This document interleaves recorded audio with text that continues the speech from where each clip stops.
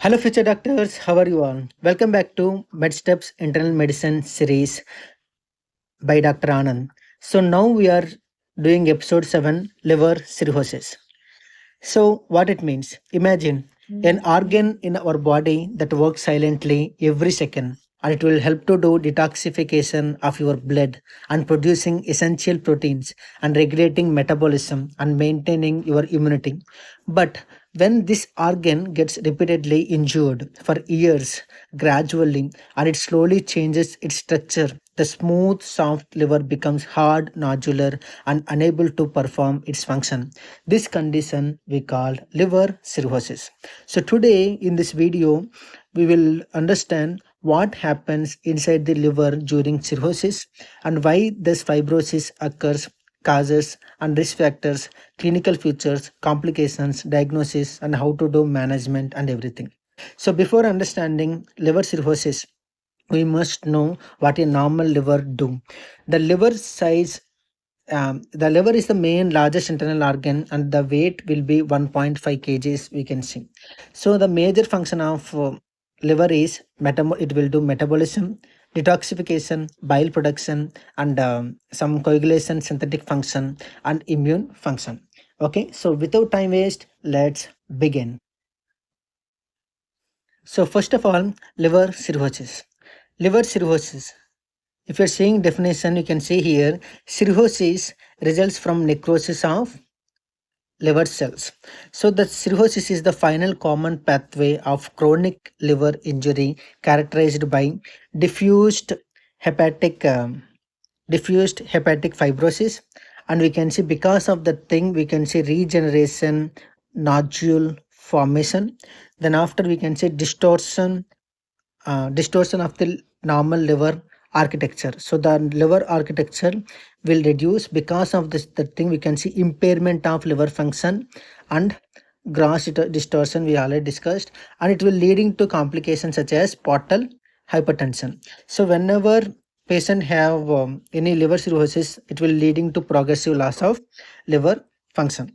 Okay, so we have total two different types of liver cirrhosis. One is compensated liver cirrhosis. Means it's working, the liver can still function but effectively with few or no clinical symptoms. We call that is compensated. Decompensated means the liver totally damaged to the point and it's not functioning properly and adequately, and we can see some clinical complications. Okay, we will discuss in clinical while discussing clinical features. Okay, so now pathophysiology, how this liver cirrhosis will start and what are things will happen inside the liver.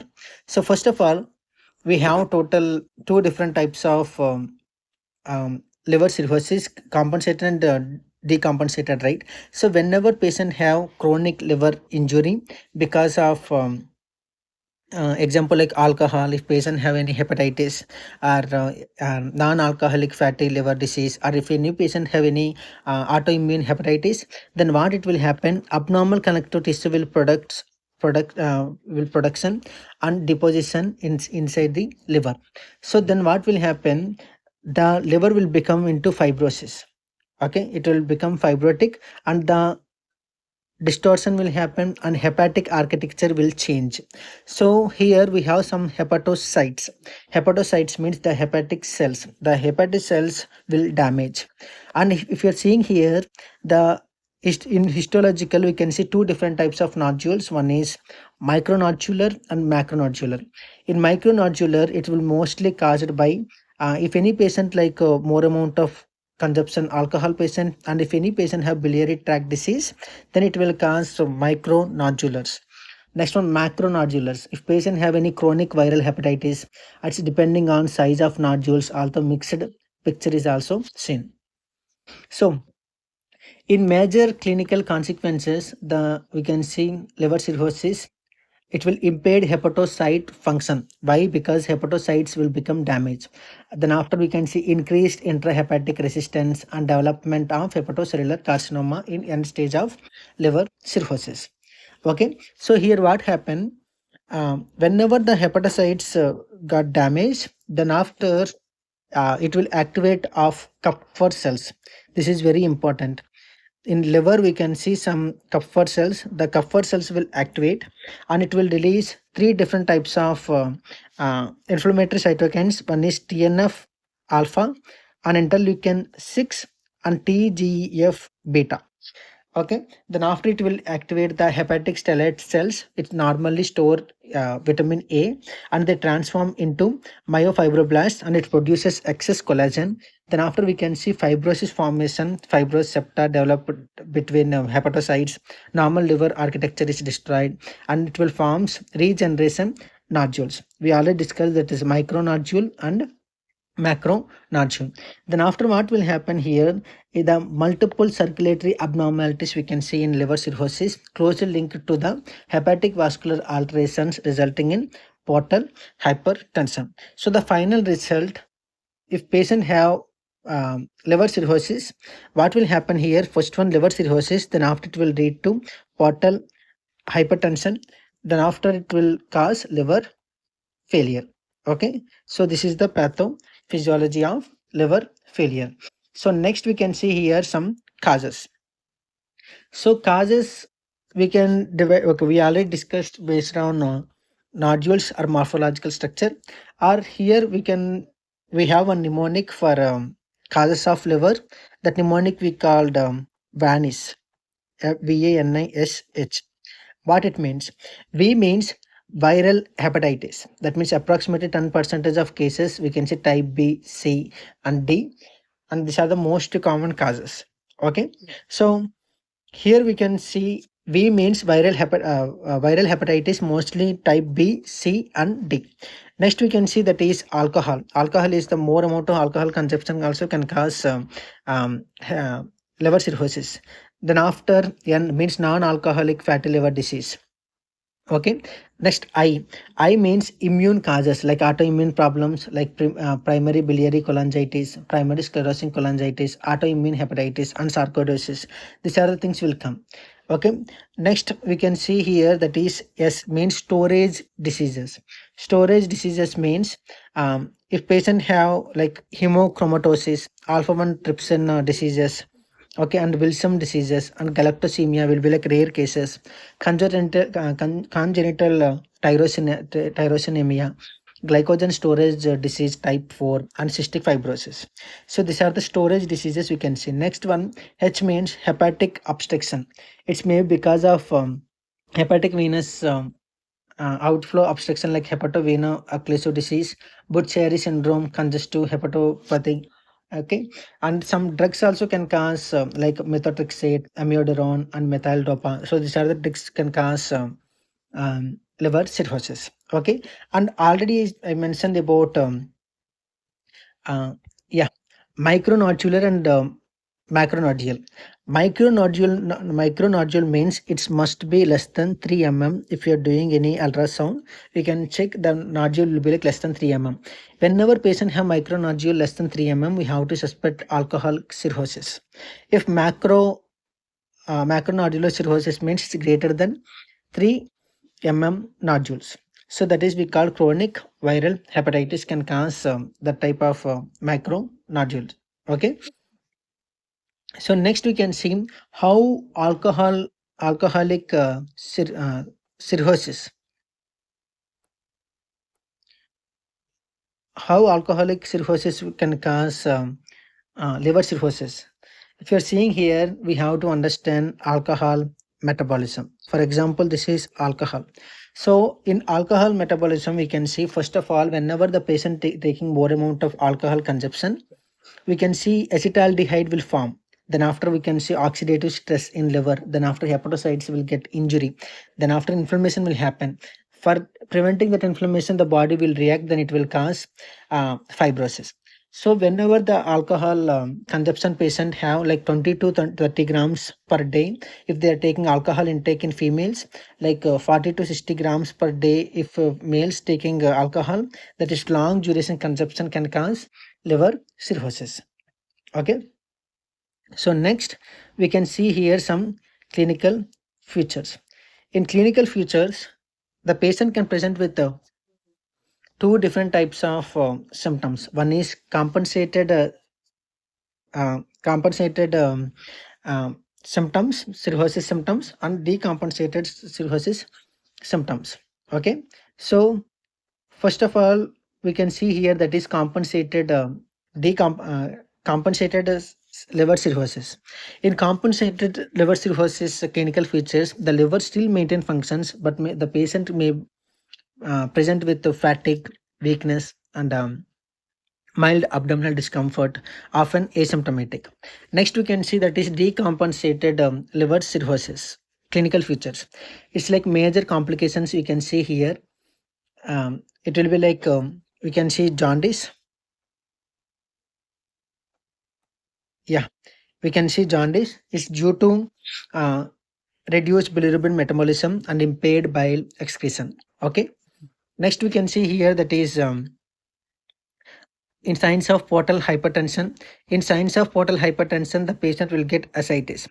Ascites is the most common complication because of portal hypertension. Increased hydrostatic pressure and the fluid will leakage into the peritoneal cavity, and it will cause low albumin and reduced oncotic pressure, and patient will get ascites.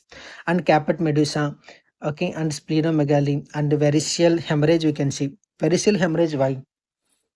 In liver cirrhosis, the patient will get portal hypertension causes like portal vein pressure will increase, collateral formation, and esophageal varices, and is that rupture we can see, and massive hematemesis we can see.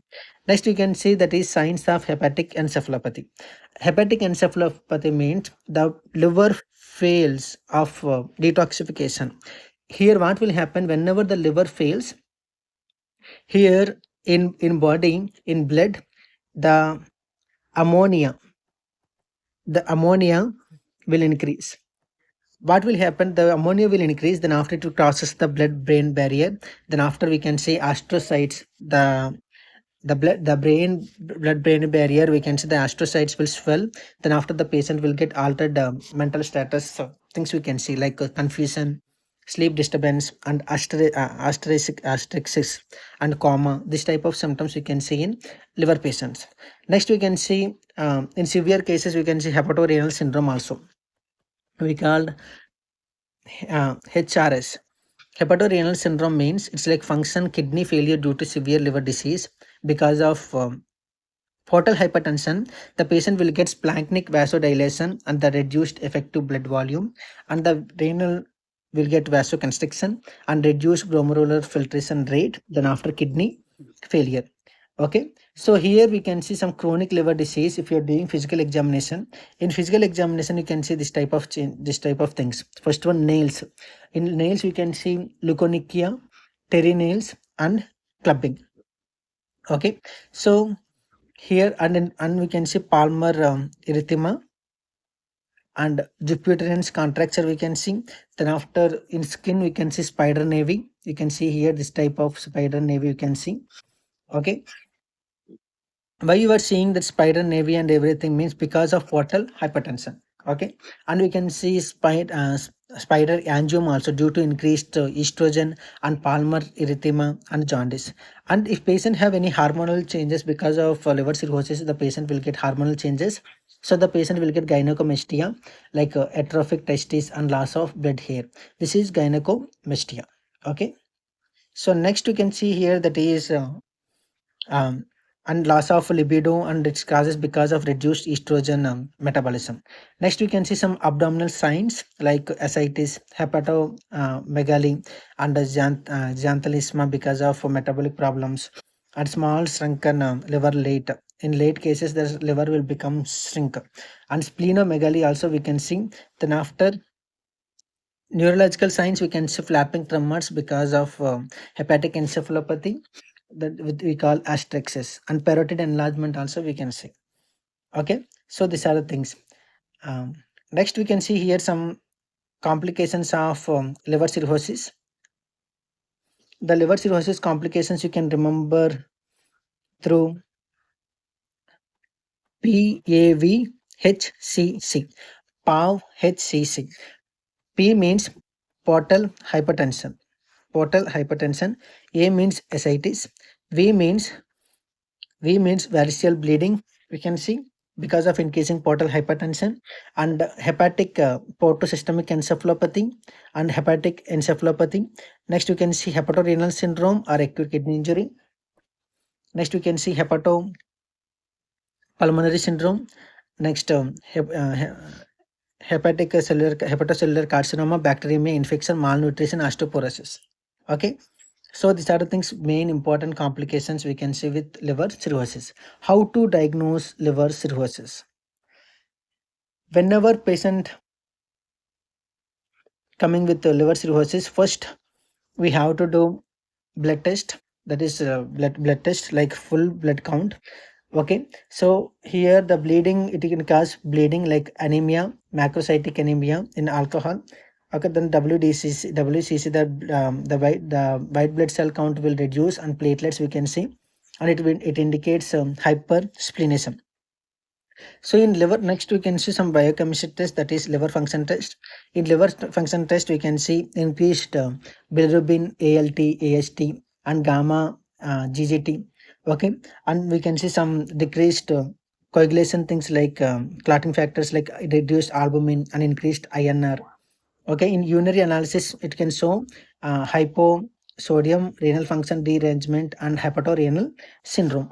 Okay, and in coagulation profile, the prothrombin and INR will increase because the clotting factors will reduce in the liver synthesis because of liver impaired function. Next, in blood count, in CBC, we can see thrombocytopenia. The main causes we can see hypersplenism due to portal hypertension. Okay, another thing we can see some specific tests like serum alpha fetoprotein, antitrypsin deficiency, and you can see ceruloplasmin. If you are suspecting Wilson disease, we have to do ceruloplasmin.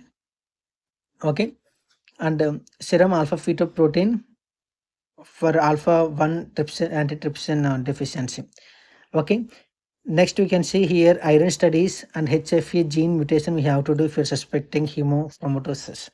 If patient have viral hepatitis screen, we have to do directly liver fibrosis test and NEFLD test and liver fibrosis auto antibodies like ANA, AMA, SMA to rule out autoimmune hepatitis and PBC.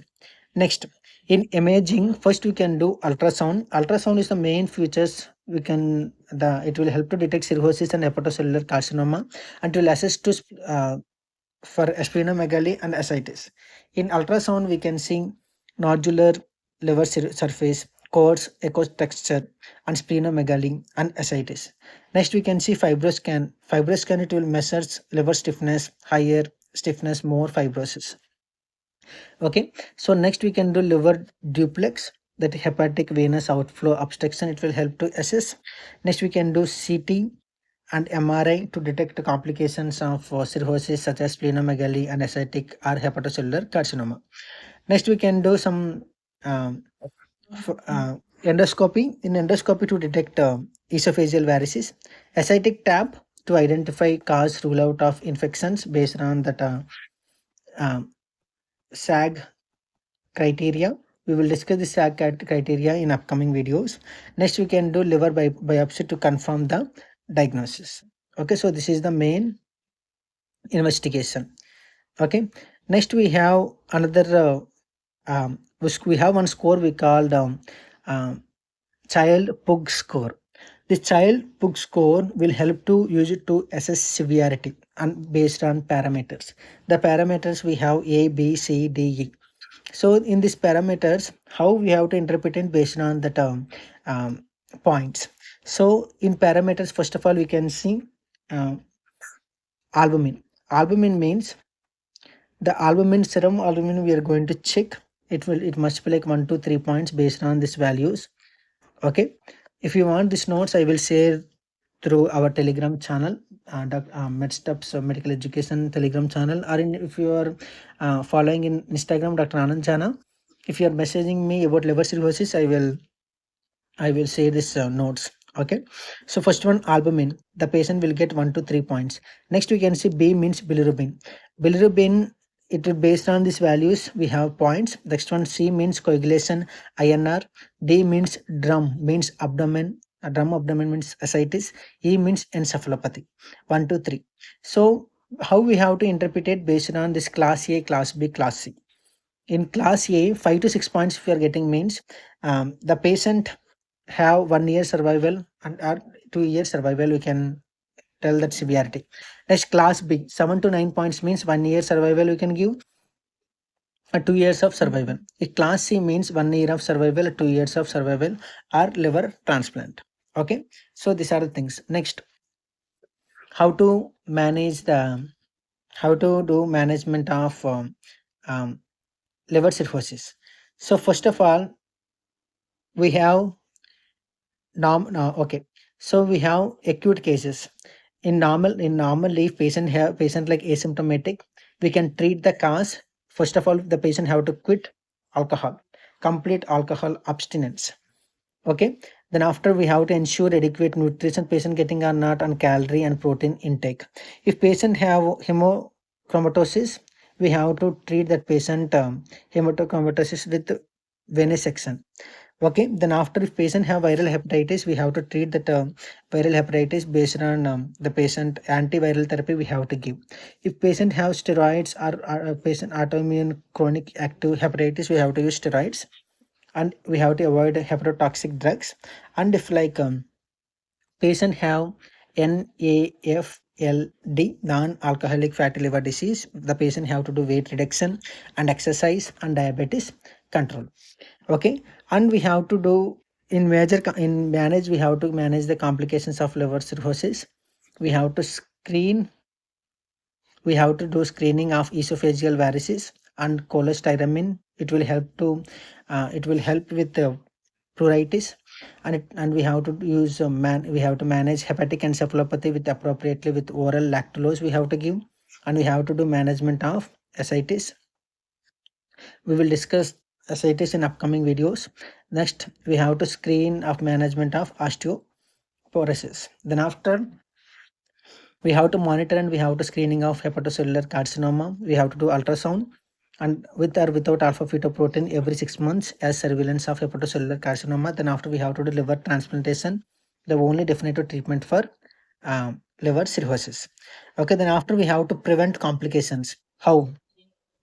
If patient have ascites, we have to do salt restriction and spironolactone and furosemide we can use, and we have to do therapeutic paracentesis in severe cases. Next, if patient have varices, we have to do screening with endoscopy.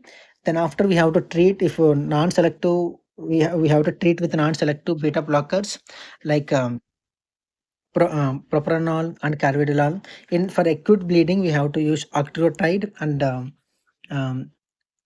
endoscopic band ligation we can.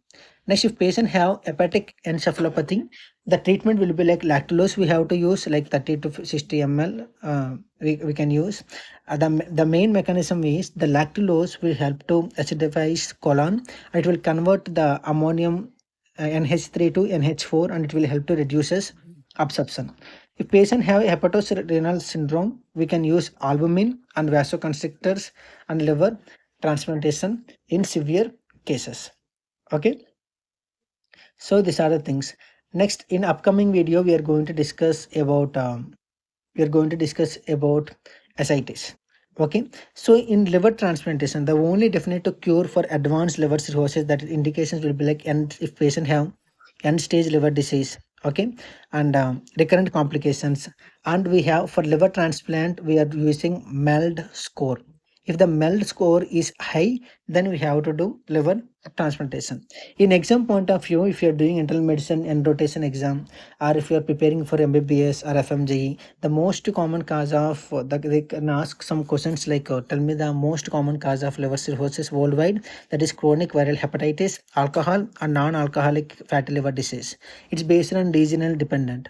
The most common complication of liver cirrhosis, that is ascites. The most dangerous complication the patient will get, that is variceal bleeding. So the marker of liver synthetic function will be like it will reduce because of albumin and INR. For hepatic encephalopathy, what drug we have to use? Lactulose. If patient have cancer, then we have to use hepatocellular cancer associated hepatocellular carcinoma. The person can get. So The liver cirrhosis is not an overnight disease. It's a result of years of continuous liver injury, understanding the mechanism, hepatocyte injury, stellate cell activation, and fibrosis, portal hypertension, liver cirrhosis, and it will help to diagnose early and prevent complications.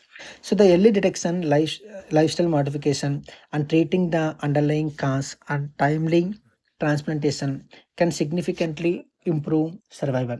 So if you have any doubt, you can ask me in comment section. Mostly I covered everything about liver cirrhosis. If you didn't subscribe my channel, like, share and subscribe. We will meet in our next video. I'm signing off, your Dr. Anand Jana. Till that time, take care.